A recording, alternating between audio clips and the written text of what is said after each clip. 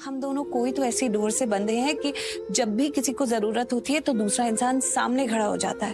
अब तुम ही देख लो ना, हॉस्पिटल में तुम कहीं से आ गई और तुमने मेरी जान बचा ली, और फिर पुलिस स्टेशन में आकर तुमने मुझे वहां से छुड़वा दिया।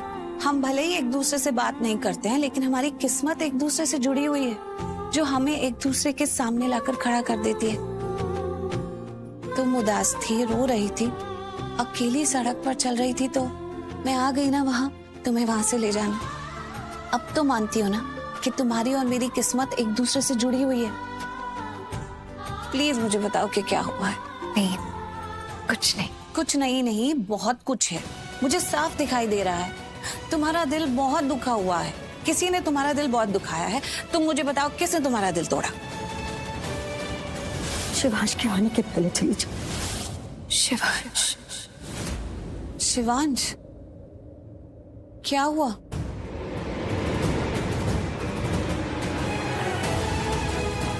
वो मेरे पति है और मुझसे उस गलती के लिए गुस्सा है जो मैंने की ही नहीं है। कौन सी गलती? वो ये फूड पॉइजनिंग वाली गलती ना? मुझे लग ही रहा था। मतलब उनकी पार्टी थी इतनी बड़ी, इतने मेहमान आए हुए थे, और खाने से रिलेटेड इतनी बड़ी गड़बड़ हो जाए जिसकी वजह से आए हुए मेहमान हॉस्पिटल तक पहुंच जाए तो गुस्सा तो आएगा ही। यही बात है ना? तुम प्रिया सलूजा पर रिहा और स्मिता जवेरी को गिरफ्तार करवा के आई हो। मुझ पर इतना गुस्सा हो गए थे, कैसी कैसी बातें कही उन्होंने मुझसे की, पर मेरी तो कोई गलती नहीं थी ना। राधा, रो मत। मैंने तो कभी नहीं कहा था ना उनसे कि मुझसे शादी करे। उन्होंने ही मुझसे शादी की थी। हाँ, उसके पीछे जो भी वजह थी, लेकिन उन्होंने की थी ना। और अब वही कह रहे हैं कि मैं उनकी जिंदगी की सबसे बड़ी गलती हूँ।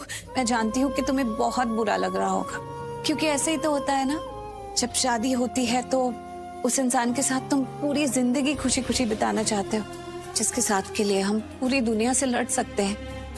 वही इंसान जब तुम्हें कुछ कह दे, तुमसे ही लड़ाई कर ले, दिल बहुत टूटता है। शादी के पहले के रिश्ते के बारे में तो मुझे नहीं पता, लेकिन शादी के बाद जो रिश्ता होता है ना, वो अटूट होता है। वो रिश्ता हमें जिंदगी भर निभाना होता है।